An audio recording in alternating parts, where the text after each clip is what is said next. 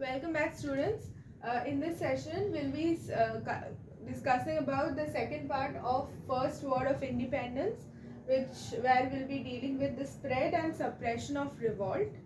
So, in 1857, that is the First War of Independence, we have come across the fact why was it called the First War of Independence that I have already described to you, and why it was so important in the history of Indian freedom struggle, who all were included, and all the causes which led to the First War of Independence. Then now, how did this revolt spread? So the revolt spread and suppression of revolt spread to Delhi. So we know that immediately after the immediate cause, it occurred in Barakpur. So then gradually it got spread in various parts of the country, in various parts of India. The first was the the sepoys who were stationed at Meerut refused to use the cartridges. That is, remember the immediate cause, the use of Enfield rifle. So the sepoys refused to use the grease cartridges, and many of them were arrested. So then the army revolted, and many of them were released and sold. And the army revolted and released the imprisoned soldiers, and several British officers were killed in this process. Now it spread to Delhi. So the rebels of Meerut reached Delhi on 11th May 1857. You need to remember the date for this. 11th May 1857. The British army was not so powerful, so the rebels easily captured Delhi. Now Bahadur Shah Zafar too was made the leader of the revolt, and the revolt acquired great momentum in Delhi after it got spread to Delhi. Then Kanpur. So Kanpur, this revolt was led by Nana Sahib with the help of his able commander Tantia Tope. So Nana Sahib captured the fort of Kanpur on 26 June 1857, and the British commander Sir Hugh Wheeler and the other soldiers surrendered before him on the term that they will be given a safe passage to Allahabad. Next day, when these men were escaping in their boats, they got the information about General Neil, who indiscriminately massacred a large Indian populace. So here you can see how the how the Britishers used to use false promises, and how they used to how they used to implement their tactics in order to suppress the revolt and in order to misguide the Indians. Here the general had already promised the leaders, the ones who were involved in the movement, that they will be given a safe passage to Allahabad, while on the other hand there was a general who was named as General Neil, who had massacred a large number of Indian populace, including women and children. So you can see the disparity, the irony in what they are doing.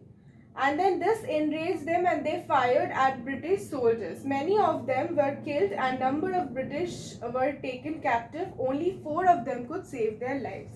So there led this revolt led to another occurrence of another incident. Now Lucknow. So Begum Hazrat Mahal of Awadh, wife of Wajid Ali Shah, took control of Lucknow on behalf of her son. The revolt broke out on May 30, 1857 in Lucknow. So you might get individual questions like how did the revolt spread in Lucknow, or how did the revolt spread in Kanpur. So each and every place, how the revolt spread in those places is really important in this chapter. Now the Chief Commissioner of Awadh, Sir Henry Lawrence, tried to suppress the revolt, but he failed. He was compelled to take refuge in the Residency, and the rebel besieged the residency from all the sides. So you can see how the English soldiers as well as the English administrators were how revolts took place against them, and how they were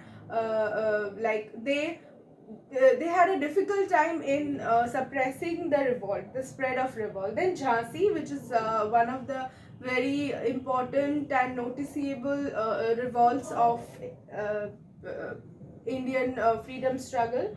So Rani Lakshmi Bai of Jhansi joined the movement against the doctrine of lapse by Dalhousie. She fought with the British but lost Jhansi. She marched to Gwalior with the help of her ally Tantia Tope and defeated Sindhia, who was the ally of British.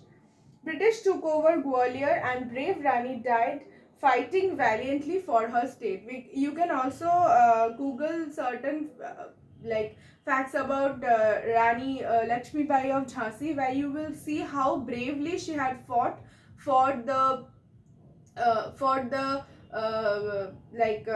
against the British, for safeguarding her territory and for safeguarding the neighboring states, and also how the Britishers had a very tough time dealing with her in particular. Now in Bihar, the rebellion was led by Kunwar Singh, the Zamindar of Jagdishpur. So you have to remember the names and the persons who led the revolts in various places, and his brother Amar Singh. They were supported by a commander, Peer Ali. So you can also see the togetherness, the unity among the two religious communities where they fought together against the British. So after many encounters with the British, they took over Azamgarh. In the last battle of Jagdishpur, the British soldiers were routed. The British were greatly outnumbered during the revolt and were defeated at many places. So you might be thinking that everywhere, almost in all the places, the British were having a difficult time in controlling the revolt, or they were actually they were, most of them were killed, most of them were actually got defeated. So this led to then how come this was suppressed, or how come this was this just was the first war of independence, but how come this did not succeed?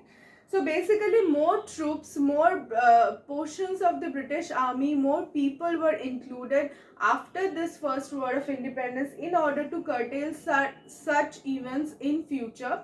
So they really had a hard time to deal with the first war of independence that took place in India, and it got spread to many parts. But what they did is what they did was they started having reimbursements, and they started including more and more in the army. So even Indian soldiers were included, like more of Indian soldiers were recruited, and then more of British soldiers were reimbursed, so that they could have a huge army in order to actually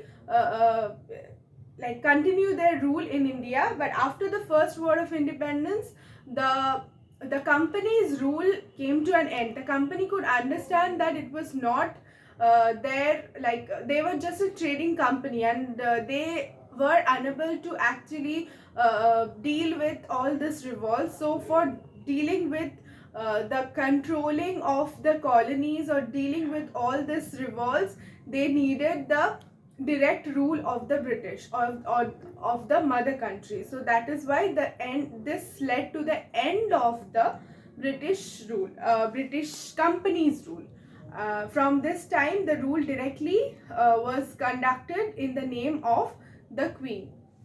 So this will be all for today's class. In the next class, we'll be discussing about the consequences and the nature of the revolt. So that will be all. Go through this portion, and we'll be discussing about the doubts and whatever problems, whatever queries you have in the online class. So that will be all. Thank you.